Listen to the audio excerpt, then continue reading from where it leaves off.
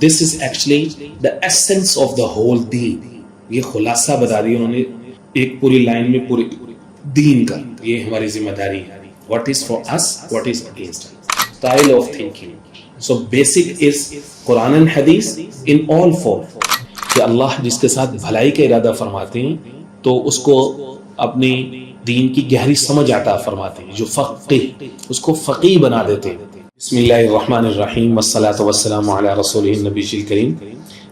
Yesterday we had two segments. In first segment we discussed of fiqh, its definition, its literal sense, its literal meaning, root meaning, and we quoted three references from the Holy Quran, from Surah Nisa 78, from Surah An'am 198, and from Surah Tawbah 122. And there are some other places in the Quran where the word fiqh have been used in derivative form.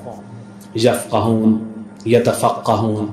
So the main letters are fa, qaf, ha. Fiqh. So it's mean in Urdu gehri sooj-booj, gehra fahm, ma'rifat, to go in depth and try to extract the real meaning and true sense of any text, which is called nas. Quran and Sunnah's words are called nas. So this is what meaning of literal meaning of fiqh we discussed yesterday, and we quoted a reference from Bukhari 71 as well, and Muawiyah. It is narrated by Muawiyah bin Sufyan radiyallahu ta'ala anhu. The Holy Prophet sallallahu alaihi wasallam said, "Man yuridillahu bihi khayran yufaqqihhu fid din." कि अल्लाह जिसके साथ भलाई का इरादा फरमाते हैं तो उसको अपनी दीन की गहरी समझ आता फरमाते हैं। जो फक़ीह, उसको फ़क़ीह बना देते हैं, वो दीन की गहरी समझ हासिल कर लेते हैं। So this is फिक़्ह literal meaning, and then we moved to the figurative meaning of फिक़्ह, and we discussed there are so many definitions by different fuqaha, different jurists. Fiqh is actually known in English as jurisprudence. Jurisprudence, and the person who ranked and specialized in this subject is called jurist. Faqih means jurist. So there are several definitions by different jurists, different aimma. And yesterday we learned about one of the definition by great Imam of fiqh, Imam Azam Abu Hanifa rahimahullah, and we learned his definition, ma'rifatun nafsi ma laha wa ma alayha. And there are two different senses of this definition, ma'rifatun nafsi ma laha wa ma alayha. So fiqh means, according to Imam Abu Hanifa rahimahullah, so every person, every soul can learn, can recognize what is for it and what is against it. ठीक है? So this is actually the essence of the whole deen. ये खुलासा बता दिया उन्होंने एक पूरी line में, पूरे दीन का। ये हमारी जिम्मेदारी है। What is for us, what is against us. शरीयत की रोशनी में, उसकी लेंस में क्या चीज हमारे लिए फायदेमंद है, क्या चीज हमारे लिए नुकसान है। This is what the definition is. This is first sense. Another sense, another explanation of this definition of by Imam Abu Hanifa rahimahullah is this: that every person, every single soul must learn about his, her obligations and about others' rights. You know, whenever we see that one's rights are actually others' obligation, others' rights are your obligation. So there are two different approaches. One approach by the Islam, one approach by the Western, because they were deprived people among throughout the centuries. So they started their discussion from the rights. They push every single जो भी community होती है उसको वो अपराइज करते हैं कि आप अपने राइट्स मांगो। मजदूर यूनियन है, लेबर यूनियन है, वेमन राइट्स है, फलां फलां, हर एक को वो कहते हैं अपने राइट्स मांगो। उन्होंने इधर से स्टार्ट किया। This is reactive approach. इस्लाम की अप्रोच प्रोएक्टिव है। इस्लाम क्या कहते हैं कि everyone must fulfill his rights, his obligations, his duty. If everybody is ready to fulfill the duties, so آپ کسی کو rights مانگنے کی ضرورت ہی نہیں ہے. If husband is ready to fulfill the duties, if woman is ready to fulfill her duties, so that's okay. Rights کی discussion ہی ختم ہو جائے گی. سو اسلام پرویکٹیو اپروچ دیتا ہے. سو امام نفر رحمہ اللہ کی ڈیفینیشن سے ایک ایکسپلینیشن یہ نکلتی ہے کہ ہر ایک اپنے اپنے فرائض کو جان لے, دوسرے کے حقوق کو بھی جان لے, کسی کا مجھ پر کیا حق ہے, تو وہ پرویکٹیولی اپنے حق ادا کرنا شروع کر. ٹھیک. And today we are going to move to the next definition by Imam Shafi'i rahimahullah. Yesterday we learned about there are four mainstream Sunni school of thoughts in terms of Islamic law and Sharia, produced by Imam Abu Hanifa, Hanafi school of thought, and Maliki school of thought, Hanbali school of thought, and Shafi'i school of thought. There are in Sunni Islam there are four main school of thoughts. Okay, so maktaba fikr, style of thinking. So basic is Quran and Hadith in all four. ٹھیک ہے. But now how to extract live exclusive laws for our easiness, how to facilitate the people, because everybody has no everybody has no caliber to consult directly Quran and Sunnah. People have to go for livelihood, people have to go after different things, politics, سیاست, معاشرت. ہر بندہ تو اپنے آپ کو spare نہیں کر سکتا نا قرآن و حدیث میں وہ کھپا سکے. سو بیسک میں سب برابر ہیں کہ ایمان سارے رکھتے ہیں اللہ اور اس کے رسول پر, لیکن قرآن و حدیث سے ایک سمندر ہے, زندگیاں کھپانی پڑتی ہیں اس کے اوپر, سال جوانیاں کھپانی پڑتی. ٹھیک ہے. yesterday we had a reference from Surah Toba, فَلَوْلَا نَفَرَ مِنْ كُلِّ فِرْقَةٍ مِّنْهُمْ طَائِفَةٌ لِيَتَفَقَّهُوا. Why there is no a specific group from every community to come in front and learn about deen. So چند ایک لوگ یہ ہوتا ہے نا جو آ کے یہ کام کرتے ہیں. اب جو لوگ آ کے یہ کام کرتے ہیں, this is service to the community. یہ فقہا کی طرف سے بہت بڑی سروس ہوتی ہے, وہ فیسیلیٹیٹ کرتے ہیں نا لوگوں کو. ٹھیک ہے. سو اب یہ الگ الگ تھاٹ بن گئے. اب ہر بندہ جو بھی فقیہ آئے گا وہ دوسرے کے انداز میں تو نہیں سوچے گا. Diversity is the beauty of the nature. ہر آدمی نے اپنے زمانے کے حالات کو سامنے رکھ کے اس نے غور و فکر کرنا ہے. ٹھیک ہے. yesterday we discussed about the eras of Imam Abu Hanifa, Imam Shafi. If you remember, the Imam Abu Hanifa was born as in 80 Hijri. He died in 150 Hijri. The night, according to the history, the night Imam Hanifa rahimahullah passed away, at the same night Imam Shafi rahimahullah was born. Allah subhanahu wa ta'ala blessed this Muslim ummah with new imam. So امام ابو حنیفہ رحمہ اللہ کے زمانے میں چیزیں کسی اور انداز میں چل رہی تھی. ابھی جو فقہ تھی وہ پریویل ہو رہی تھی. ٹھیک ہے. اور امام شافعی رحمہ اللہ کے زمانے میں کچھ اور ایسی چیزیں تھیں جو باقاعدہ سبجیکٹ بن کے پلر بن کے کھڑے ہوئے تھے. تو ان کے زمانے میں فقہ کی سینس ایوالو ہو چکی تھی. لیٹر ہم اس کے اوپر پڑھ رہے ہیں. پہلے امام شافعی رحمہ اللہ کی فقہ کی تعریف کو سمجھ لیجیے. یہاں پہ امام شافعی فقہ کیا ہے. He states الفقه هو العلم بالأحكام الشرعية العملية من أدلتها التفصيلية. Now listen. امام شافعی رحمہ اللہ فرماتے ہیں فقہ کس کو کہتے ہیں. وہ ایسا علم ہے, it is branch of knowledge. ٹھیک ہے. بالاحکام الشرعیہ, کہ جس کے ذریعے سے جو شرعی احکام ہیں, جو شریعہ کی ججمنٹس ہیں اصل میں. ٹھیک ہے. what Allah wants us to do, what the Holy Prophets wants us to do, احکام شرعیہ, ان کا علم حاصل کرنا. ٹھیک ہے.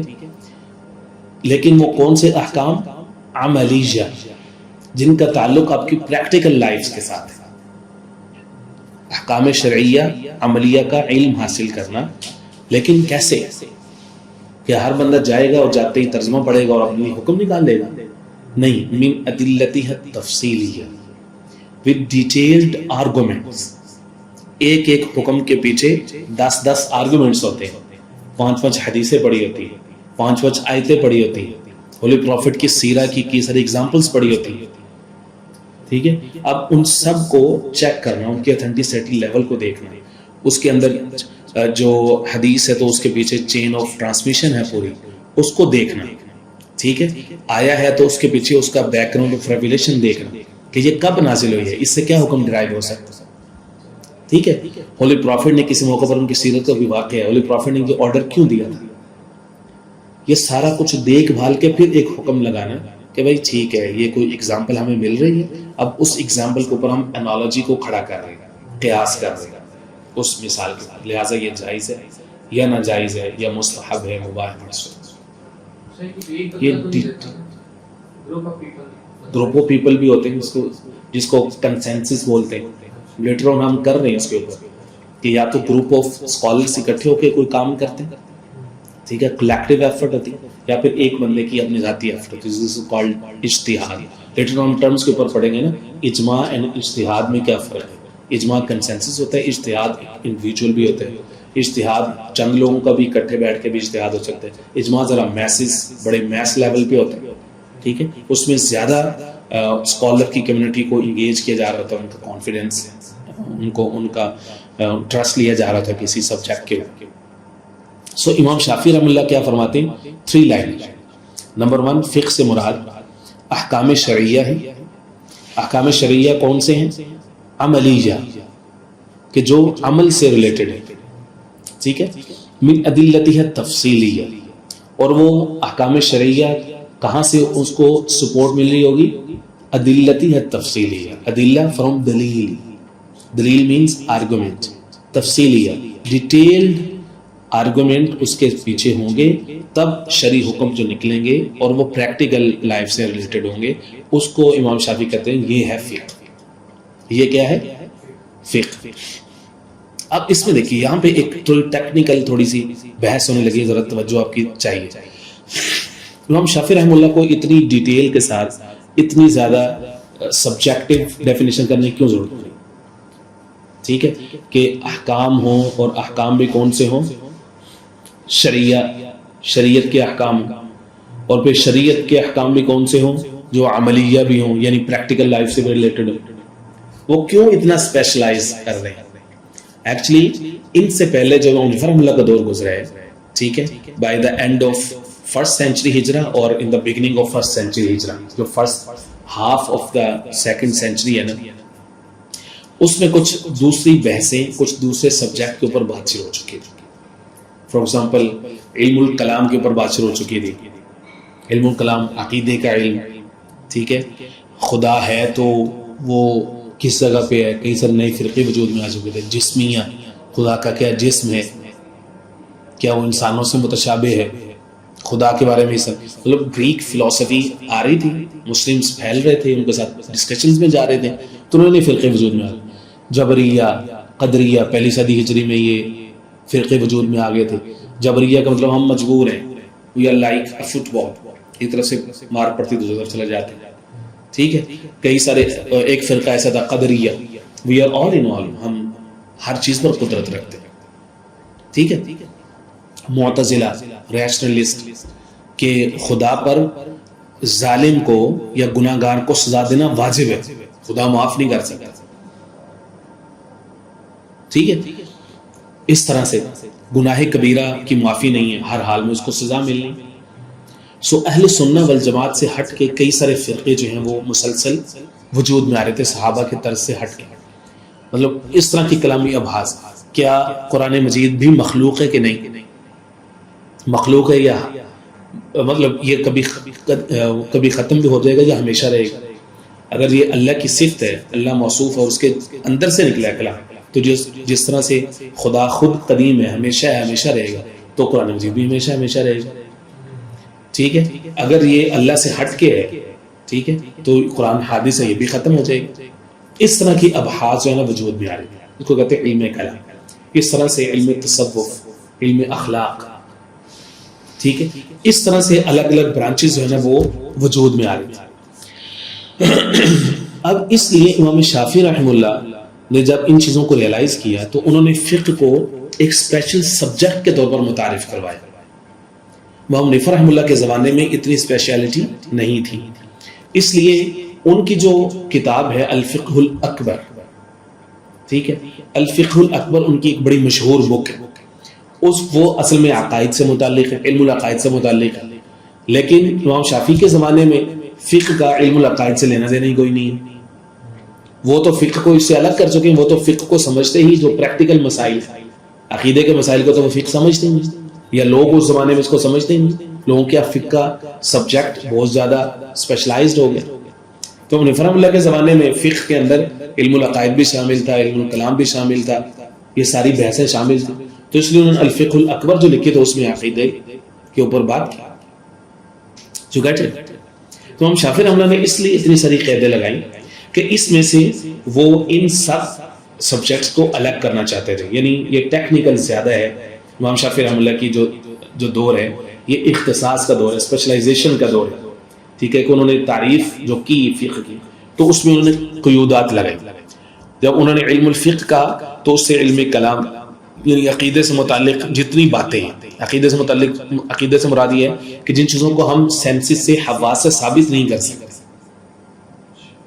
اب نہیں, مطلب وہ ان کے لیے امپیریکل ایویڈنس ہم نہیں لے کے آئے. ہم کہتے ہیں ایمان بالغیب ہے, ٹھیک ہے, قرآن مخلوق ہے یا غیر مخلوق ہے, یہ بعد میں بحث اتنی زیادہ بڑی, اس میں اتنی زیادہ شدت پسندی ہے. امام احمد بن حنبل رحمہ اللہ, آگے چل کے ہم پڑھیں گے چاروں جو فقہ کے امام ہیں, امام بن حنبل کو اس کے اوپر سزا دی گئی, شہادت ملی ان کو اس کے اوپر, اس مسئلے کے اوپر چل کے سٹینڈ لیا انہوں نے اس کے اوپر. ٹھیک ہے, تو جب انہوں نے عملی شرعی احکام کی قید لگائی نا امام شافعی رحمہ اللہ نے کہ بھائی فقہ سے مراد ہے عملی شرعی احکام جو عمل سے متعلق, تو مراد کیا ہے کہ اب فقہ سے مراد ہے کہ اس کے اندر عبادات کے متعلق بات ہوگی, معاملات کے متعلق بات ہوگی, بزنس ٹریڈ, ٹھیک ہے, معاشرے سے متعلق بات ہوگی, نکاح طلاق وغیرہ, انٹر پرسنل ریلیشن شپس, ٹھیک, اس سے متعلق بات ہوگی. ٹھیک ہے, کیونکہ ان کے زمانے میں باقیہ جو چیزیں ہیں وہ الگ سے سبجیکٹ بن چکی تھی, علم کلام, اخلاق, تصوف, عقیدہ الگ سے سبجیکٹ بن چکی تھی. تو یہ ہے جناب امام شافعی رحمہ اللہ کے ہاں اس کی تعریف. ٹھیک ہو گیا جناب.